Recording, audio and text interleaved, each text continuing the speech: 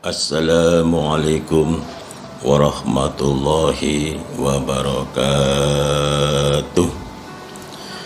Alhamdulillahi rabbil alamin.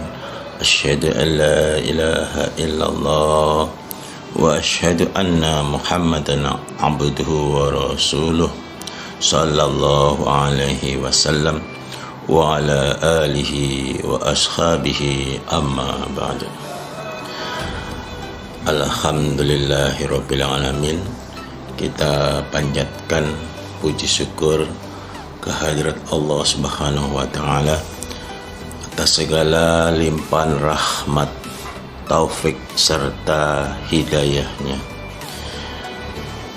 Sampai detik ini Allah masih menetapkan diri kita di dalam keimanan.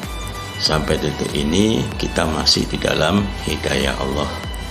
Kita masih bisa menerima nasihat-nasihat dari Allah dalam kitab suci Al-Quran dan nasihat-nasihat dari Rasulullah Sallallahu Alaihi Wasallam dari Al-Hadis. Ini merupakan nikmat Allah yang nikmat Allah yang luar biasa, karena dengan kita mau mendengarkan, dengan kita mau menerima nasihat-nasihat dari Allah dan utusannya Allah, dijamin pasti kita akan mendapatkan petunjuk yang benar dari Allah dan Rasulnya. Cita-cita kita ingin atau harapan kita ingin mendapatkan rahmat dari Allah di dunia dan ingin mendapatkan rahmat dari Allah di dalam kehidupan di akhirat akan tercapai sesuai dengan firman Allah dalam surat An-Nisa ayat 13, wa may yuti'illaha wa rasulahu yudkhilhu jannat.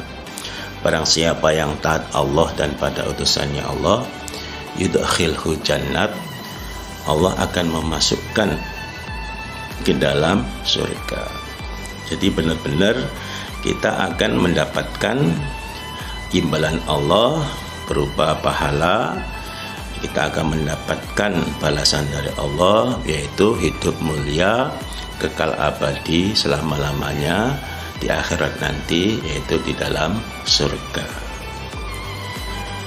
Kemudian kalau kita sudah mendapatkan nasihat dari Allah, sudah mendapatkan nasihat dari Rasulullah Sallallahu Alaihi Wasallam, kemudian kita tidak mau menerimanya, kita tidak mau mengamalkannya, ajakan-ajakannya tidak kita kerjakan, larangan-larangannya, nasihat dari Allah, kita dilarang untuk mengerjakan perbuatan kemaksiatan tidak ditinggalkan.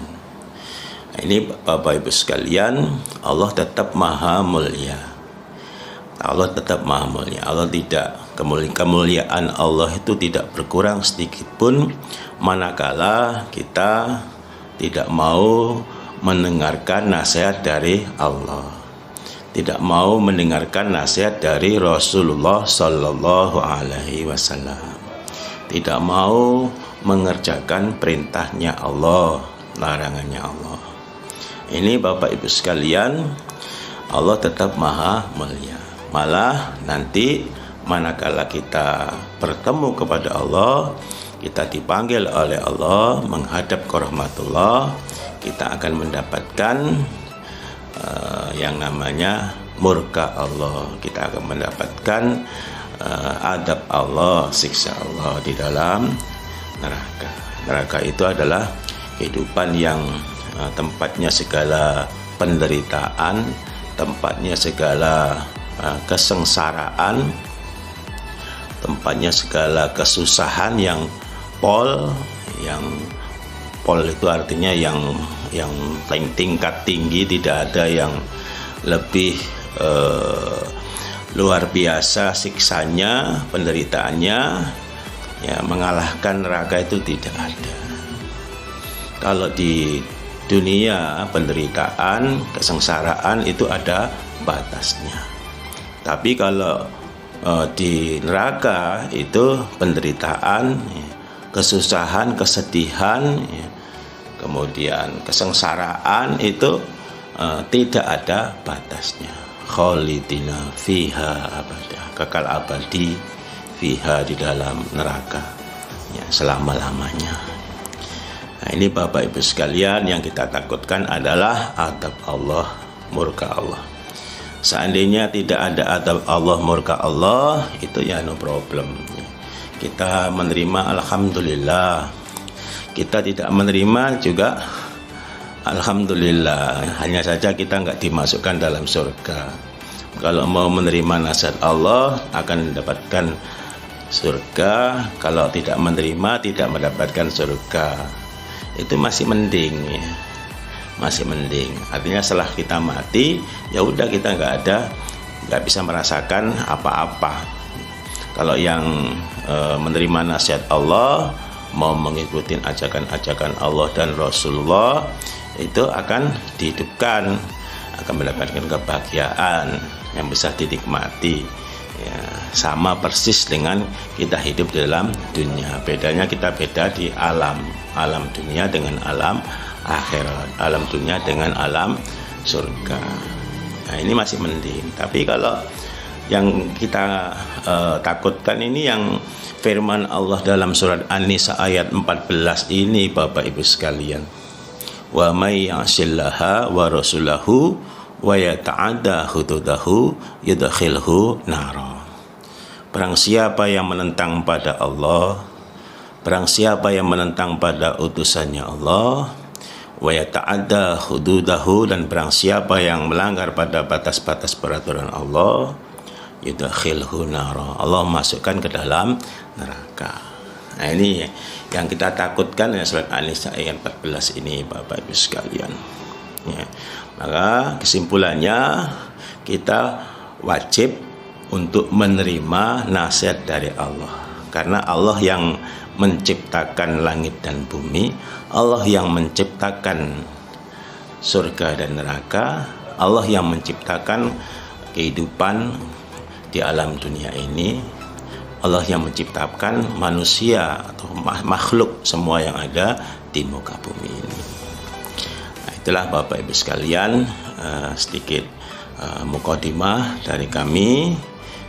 Kita lanjutkan acara kita, ya, acara kita basyiran wa nadhiran, dan dalam rangka thalabul ilmi faridatun ala kulli muslimin.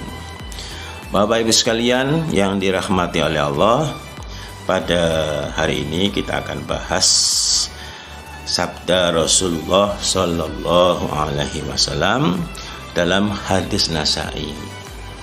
Jadi Bapak Ibu sekalian, kita mengkaji pada hari ini, kita mendapatkan siraman-siraman rohani dari Allah melalui kitab sucinya, yaitu Al-Quran. Dan juga nanti kita akan mendapatkan juga siraman-siraman rohani dari Rasulullah Sallallahu Alaihi Wasallam, yaitu terdapat dalam Al-Hadis. Nah, tujuannya apa Bapak Ibu sekalian? Kita kaji. Tujuannya adalah untuk kita implementasikan.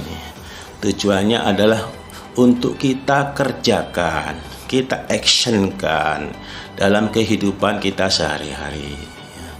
Itu namanya, yang namanya kita dalam beribadah itu berpedoman dengan kitabillahi wa sunnatin nabi.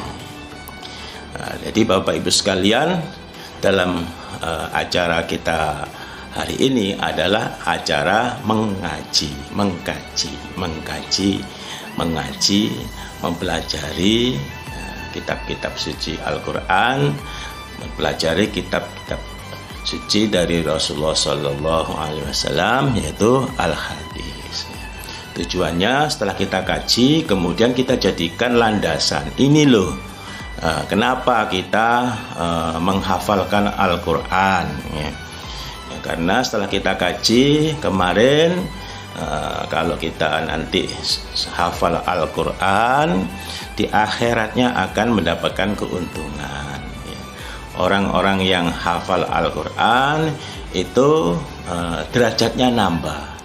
Setelah amal-amal ibadah semuanya ditulis oleh Allah, dihitung oleh Allah, amal kebaikan semuanya itu dihisab oleh Allah, tidak kalah lagi amalan hafalan Quran. Amalan hafalan Quran juga akan dihitung oleh Allah. Bacalah Quranmu, maka setiap derajat surga itu, setiap huruf yang kamu baca, maka naiklah derajatmu besok di sisi Allah. Nah, itulah kenapa kita menghafal Al-Quran. Kenapa kita mengamalkan menghafal Al-Quran. Itu sebagai landasan kita, sebagai pedoman kita. Nah, ini yang kita ikutin adalah pedoman atau landasan di dalam kita beribadah adalah kitab suci Al-Quran wa sunnati Nabi, dan kitab suci Nabi yaitu Al-Hadis, atau membahas tentang kisah-kisah kenabian zaman dulu di dalam beribadah, ya.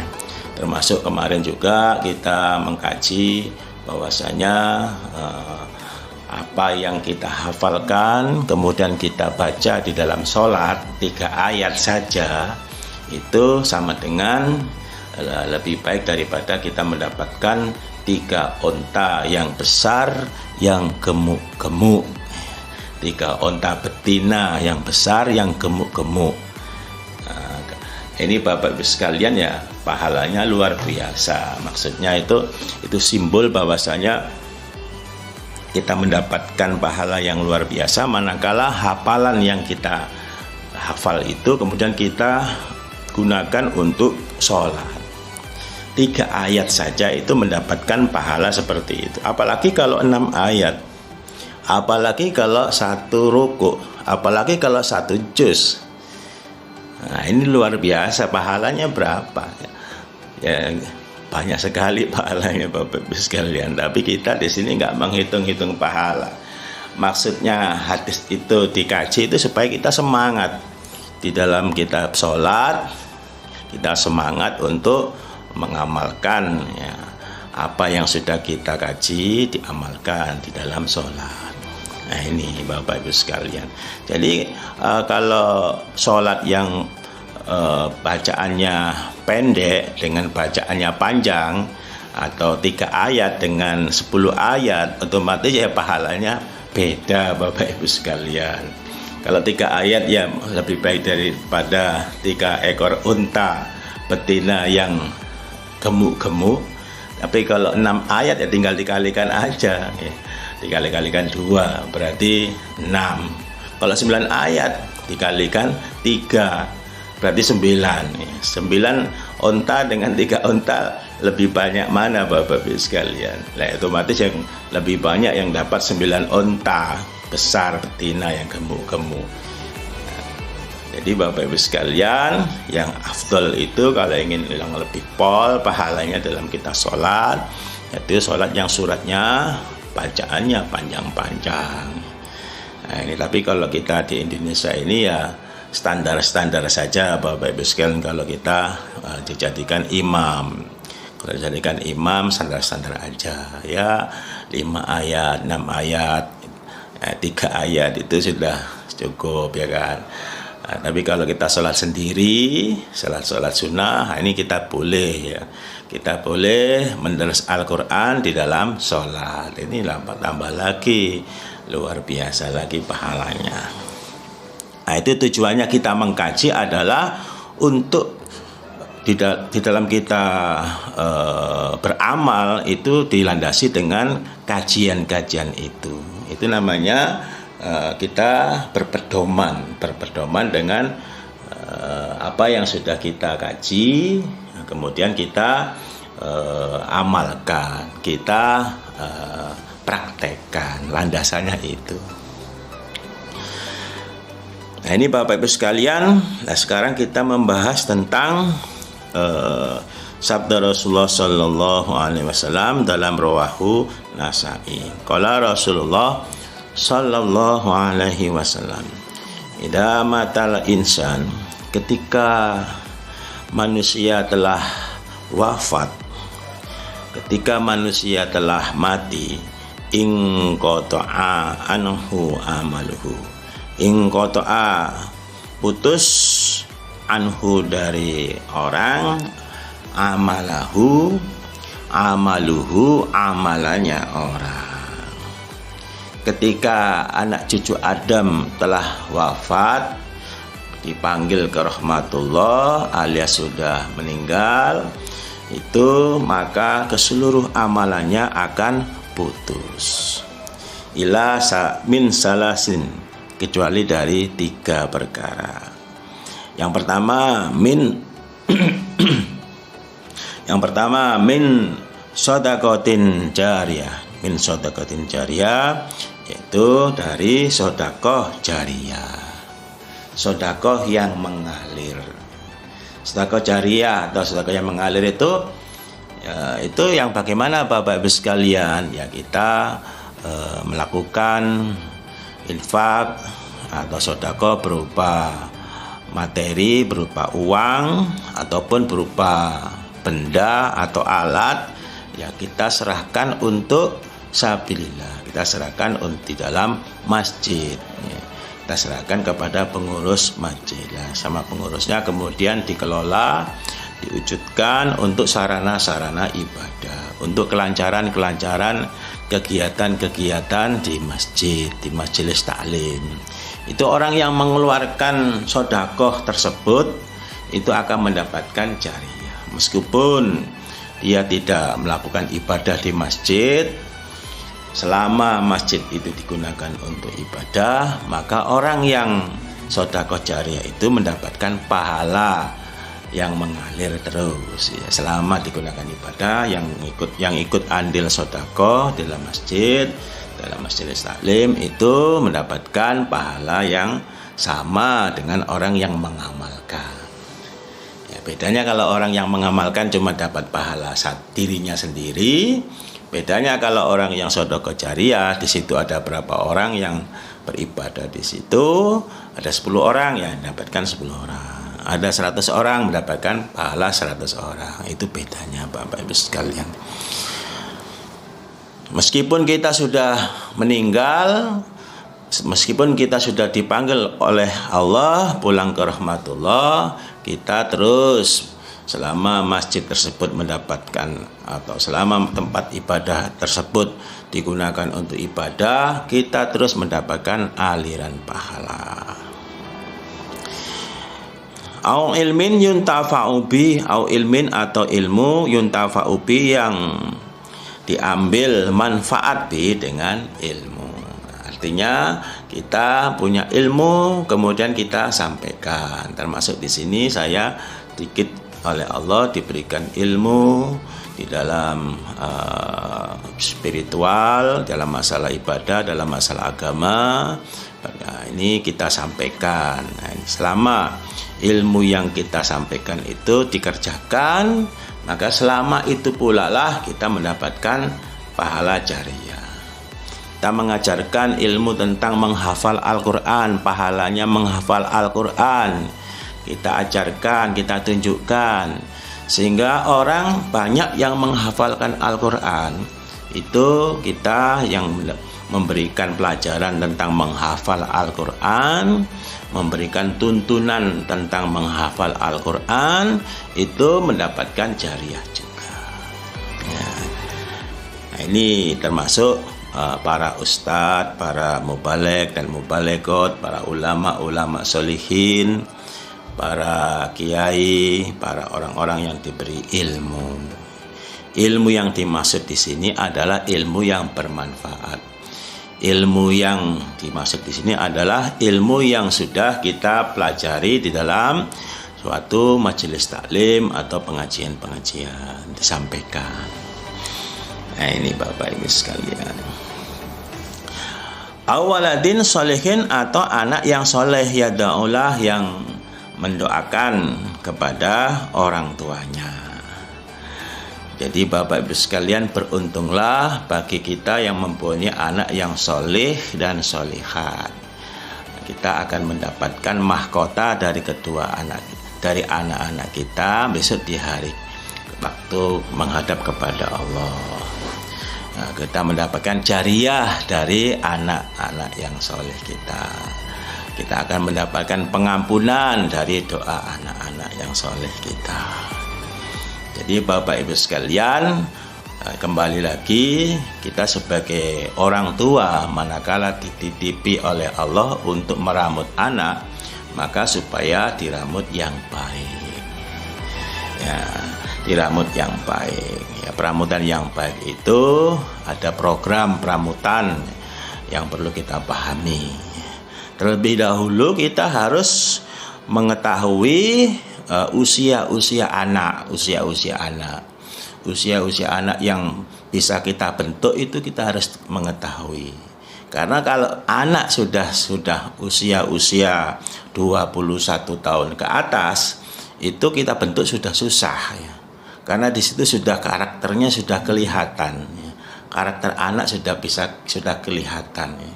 Ibarat pohon sudah jadi pohon, batangnya itu sudah jadi kayu. Kalau dipaksakan ya akan patah. Tapi kalau dari usia sejak dari dini itu kalau kita bentuk itu masih bisa. Kita mau bentuk anak kita jadi anak yang solih dan solehat itu bisa. Kita ajari tentang bertutur kata yang baik. Kita ajari tentang kesopanan. Kita ajari tentang kedisiplinan. Itu masih bisa ya. Karena usia 0 sampai 6 tahun itu namanya usia golden age. Artinya di situ anak yang usia-usia itu usia-usia emas. Usia-usia emas itu adalah antara 0 tahun sampai 6 tahun. 6 tahun. Ini anak ini dia itu akan merekam apa yang dilihat di sekelilingnya, merekam apa yang dilihat di rumahnya, ya, merekam apa yang didengar dan dilihat oleh gurunya, ya, gurunya anak di usia 0 sampai 6 tahun itu adalah para orang tua, orang rumah yang ada di situ. Itu menjadi gurunya anak. Dia akan meniru perilaku, tingkah laku gurunya, orang tuanya. Ya, kalau orang tuanya rajin ibadah, ya, rajin sholat tahajud, ya, anaknya melihat orang tuanya rajin sholat tahajud, rajin sholat duha, rajin beribadah, rajin mengaji, maka anak secara tidak langsung akan merekam.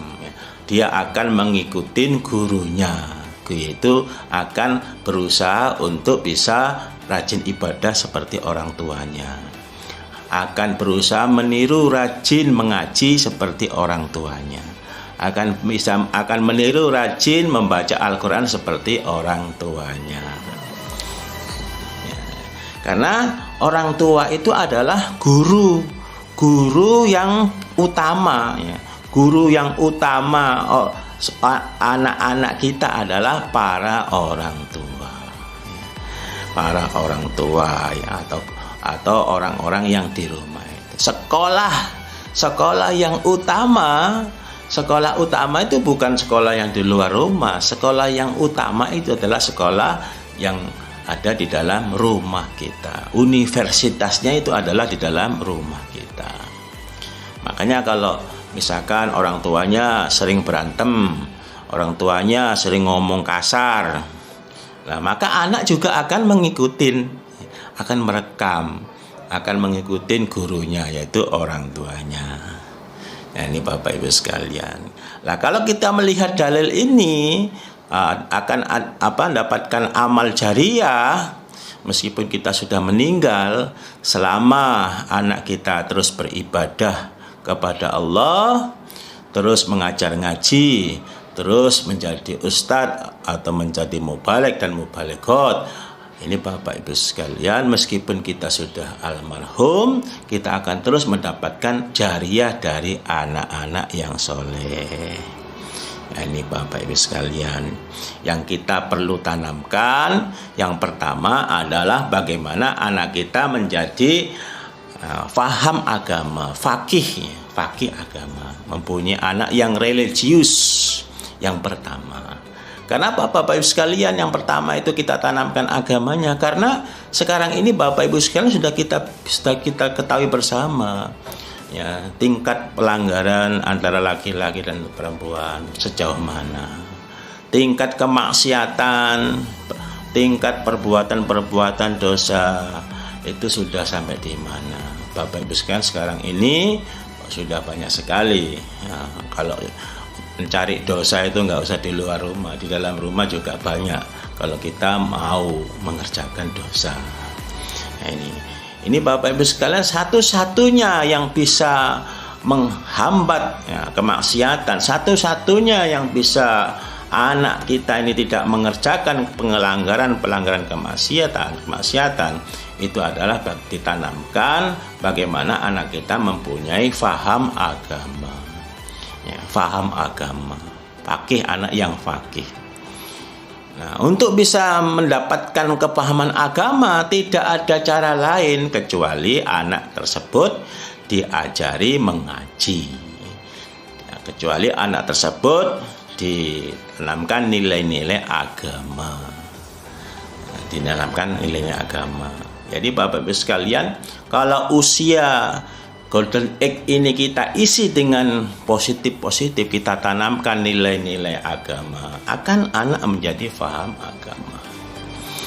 Nah, ini yang pertama Bapak Ibu sekalian, bagaimana anak tersebut bisa tahu dosa dan pahala.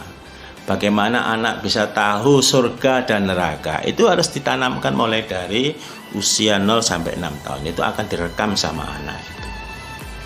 Kalau kita tidak rajin ibadah, ya jangan menyuruh anak kita rajin ibadah. Pasti akan tidak rajin ibadah juga seperti orang tuanya, karena dia akan merekam semuanya, aktivitas kegiatan orang tua, apa yang disampaikan, apa yang diajarkan, ya, apa yang dilihat, apa yang didengar, dia akan rekam semuanya. Nah, ini kalau sudah direkam, sudah masuk di dalam hati, nah, jadi kepahaman ini agak susah untuk merubahnya.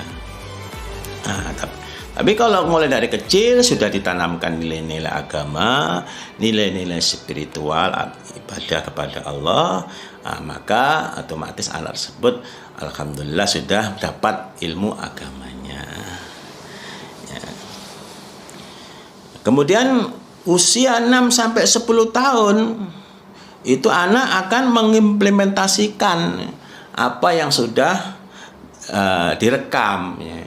Apa yang sudah didengar, apa yang sudah dilihat akan dikerjakan, ya. Akan dikerjakan, ya. Kalau misalkan di usia 0 sampai 6 tahun kita tidak menanamkan nilai akhlak, ya, nilai kesopanan, nilai budi pekerti yang luhur, otomatis anak tersebut bisa dipastikan akan mempunyai akhlak yang tidak baik. Anak tersebut akan menjadi anak yang nakal, susah diatur, omongannya kasar, omongannya jorok-jorok, kemudian tidak bisa diatur. Karena apa? Karena ya itu tadi, karena gurunya mengajari secara tidak langsung seperti itu. Baik secara langsung maupun secara tidak langsung, itu langsung direkam Bapak Ibu sekalian oleh anak tersebut.